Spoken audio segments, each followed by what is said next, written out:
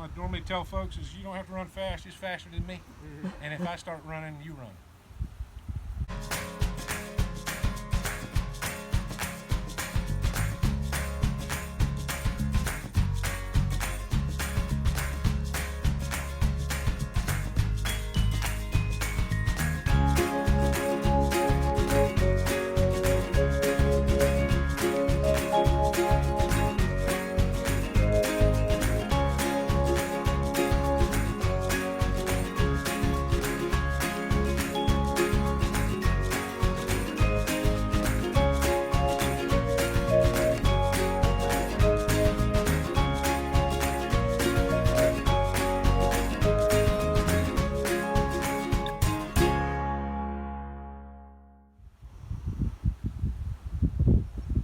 So how can you tell if they're like Africanized?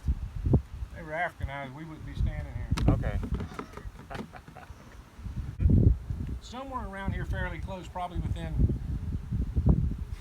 200 or 300 meters, there's a parent colony. Okay. And what has happened is the mother queen has left with a portion of the workforce to find a new place to live. They'll make a new queen and continue on, and these will find a new place to live. So all they're doing right now is kind of bivouacking with the queen while scouts are out acting as real estate agents, basically. And they'll come back and start dancing around on this ball of bees, telling everybody where their place is, and eventually everybody will kind of agree on one of those locations, and then in just a few minutes they'll be gone and moved on. What'll happen is I get more and more of these bees in here, they'll start, see they're already orienting down here and going in. Yeah. So they have a, here, show him them fanning. They have a little gland on the rear end called the Nasanov gland. They release a pheromone out of it. Wings going. Oh yeah. They kick their little hiney's down and it opens that gland, and the fan fans that scent. You smell it, the smell of it probably smells like lemons. Faint hint of lemon. Yes. So that's their we're happy scent. And they're trying to tell everybody else, come over here. These bees are starting to get on the edge of this hive are doing the same thing. So as I get more and more of them in there, more and more of them want to go in there. Somewhere in here is the mother. It's amazing that you can just handle them like this. They just, Yeah, when they're like this, they're, like I said, they're super docile and calm. You can't handle them like this when you're trying to take them out of an established colony. You get a little aggravated.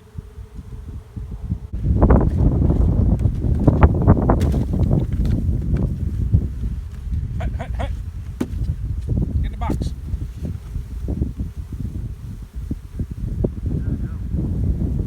All these are fanning that pheromone. These bees are, hey, there's a dark spot and it smells good. Let's go.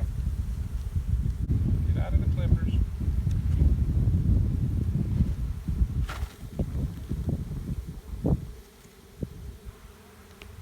How do you know Mama when you find her? Her coloration's different and she's significantly larger. It depends. So this is probably a secondary swarm or a caste swarm. Typically the first swarm with the mated queen is a whole lot bigger than this. 5 or 6 times bigger. They'll swarm more than one time in a season. Sometimes they swarm with an unmated queen, and she's nowhere near as large as a fully mated queen would be. So sometimes she's a little bit tricky to pick out of the crowd. It's something we didn't see the queen yesterday in that job we did because Use a vacuum to pull the bees out? Huh? A vacuum to pull the bees out? Yeah. And she was in the vacuum box and in a pile of about 30,000 bees. She crawled right to the top. Like, hey, here I am.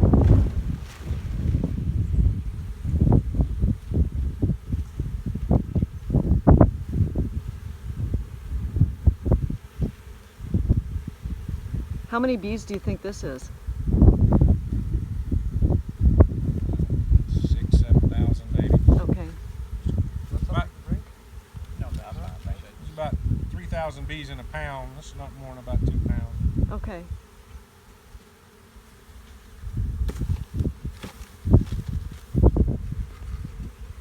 Everybody in the box. That's funny. They just go right in there.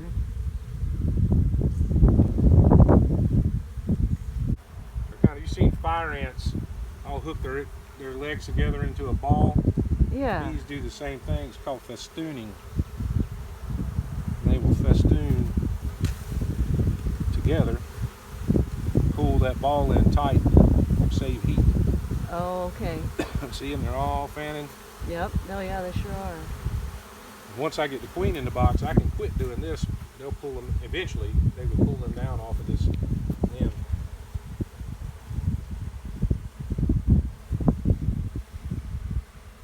But she is the master of hide and go seek.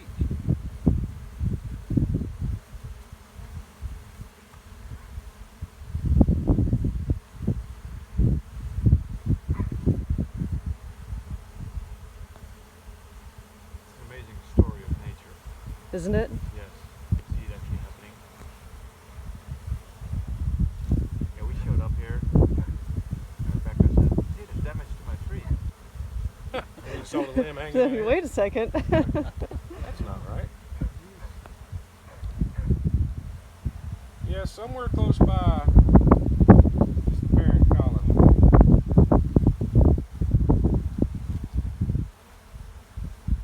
So you raise bees also? What's that? You raise bees also? Yeah, I quit flying and let people shoot at me, so I had to have something to get my adrenaline up. I was gonna say, yeah, you need to get that rush somewhere, right? Kind of OCD. Anything I get involved in, I kind of go overboard. Yeah, that's awesome. So how do you manage the honey? Obviously, you're probably harvesting honey. Yeah, typically around here that happens in mid-May, Okay.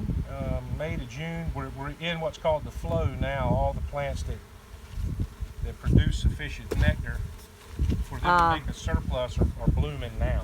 Okay, that makes sense. So, and there's a process. I mean, they have to harvest nectar from trees and flowers and stuff, and then process that into honey, and that takes time. It's like growing a crop.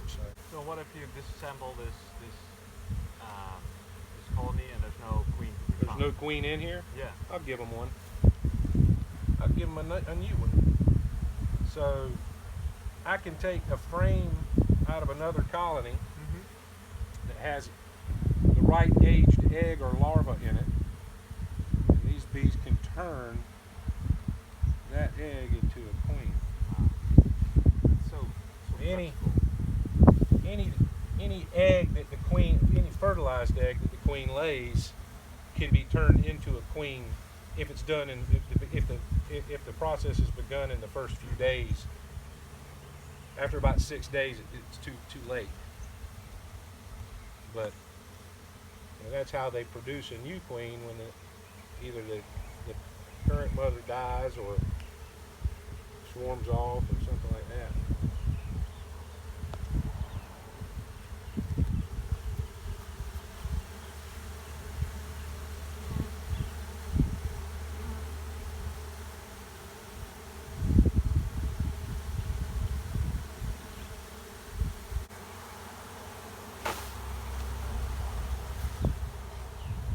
You'd think that would make them mad.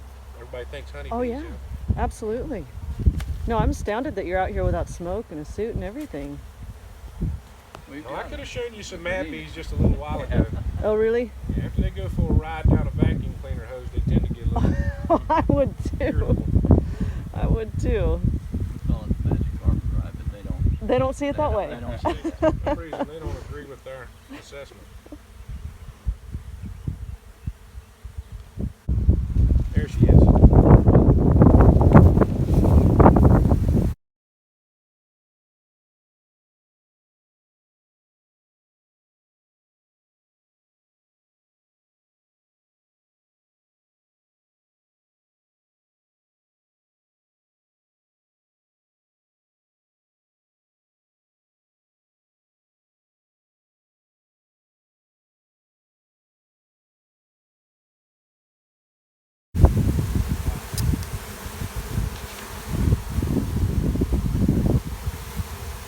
right, girls, but your sacrifice to mother.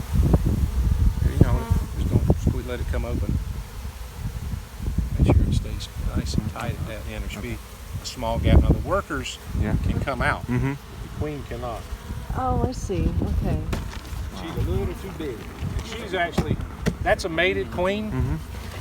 You see how her wings on her back look like fairy wings almost, where the yeah. worker bees, the wings are the length of their body, but her tail extends. Oh yeah. When she's a virgin, there's not a big difference.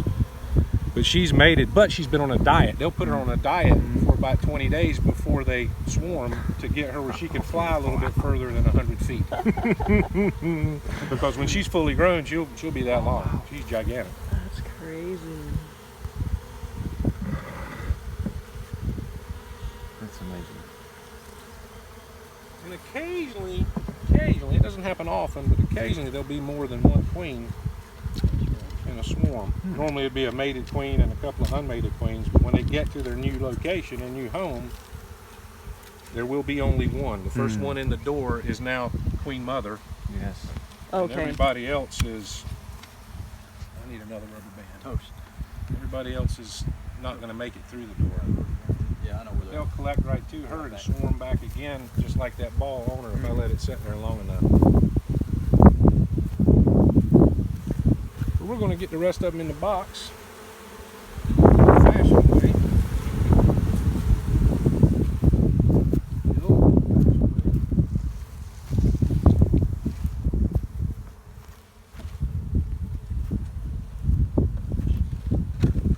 So out of a box that size, how much honey would you expect to get?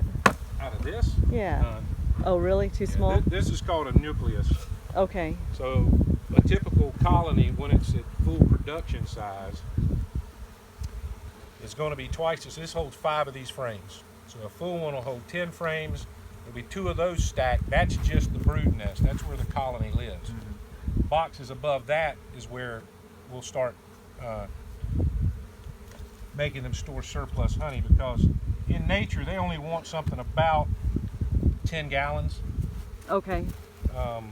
That's plenty of size for what they need. But they're hoarders, so if you give them more space to fill, they're going to fill it. Sounds like me. Sounds like me too. Yeah. Luckily, I had a fire last year, and all the stuff I'd hoarded burned up. Yeah. Sometimes you don't realize you'd be thankful for, You right? got to find blessings, and after the That's- fire, I'm like, there was a bunch of stuff in there I needed to get rid of anyway. So, Yep. Made a lot of decisions very simple. yeah. Thankfully, that's why I paid USA the money I paid them all these years. Yep. That's for sure. I cannot complain one bit about how good a job they've done for us. Yeah, they've taken care of me a couple of times as well. I've heard horror stories, but I've not experienced them. Yeah, no, neither have I. I bought several as soon as I know they break. Yeah.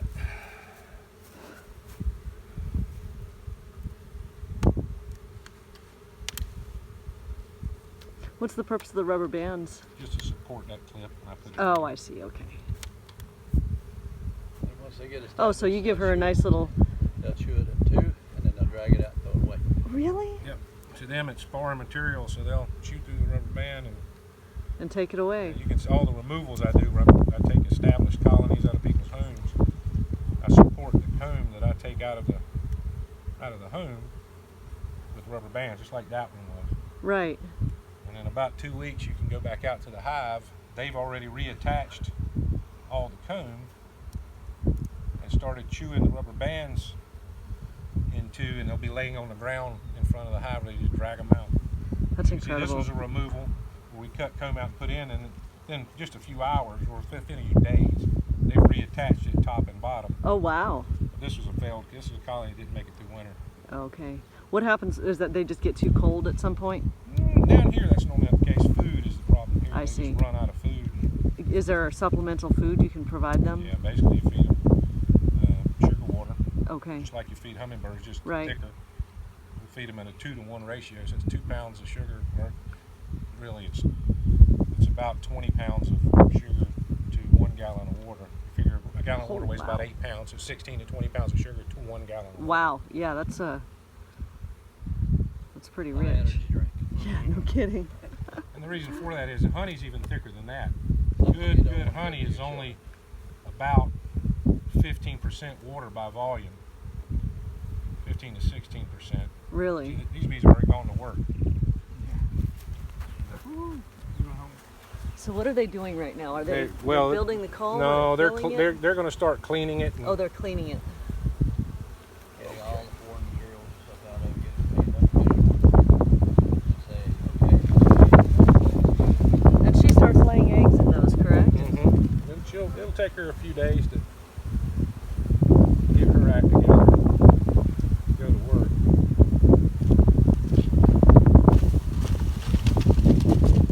And do they separate where they lay eggs versus where they store honey? So on this piece of comb you're looking at, all of this was babies, and up here was honey. They keep the food close by Just to feed the young. so they don't have to travel very far to feed the young. We'll give it a few minutes now. Actually, that left my tree perfectly symmetrical. It all turns out to be. It all works out.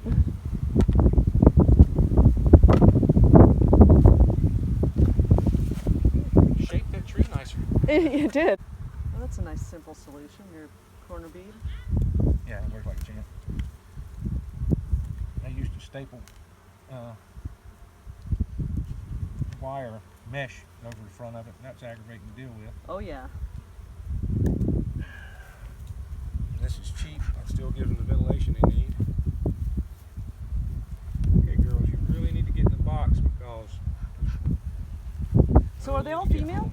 Or obviously they're not all female, but Yes. are most of the workers female? No, they are all All female. workers are female. Okay, so So the there's males three- are inside with the queen. Does No. that make sense? No? Yes and no. Yes. Apparently I know nothing about bees. So there are three bees. There's the queen, which normally there's only one. There are workers, which, if you average it out over the course of a year, make up 90% of the colony. In the spring, the queen will lay unfertilized eggs, which become drones, males. Okay.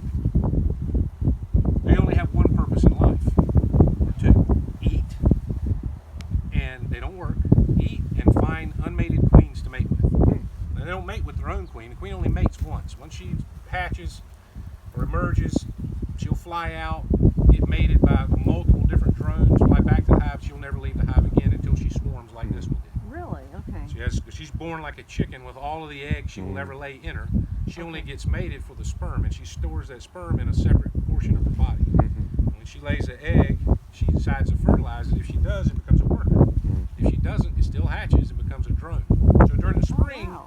she starts laying a lot of drones to build up the population, so her genetics go out Yep. and impregnate another queen, and then that queen's babies carry the genetics. Wow. So it sounds like the drone's life is a wonderful job. They're wonderful. Unfortunately, there's two really bad problems with it. A, if he is fortunate enough to mate with a queen, he dies in the process.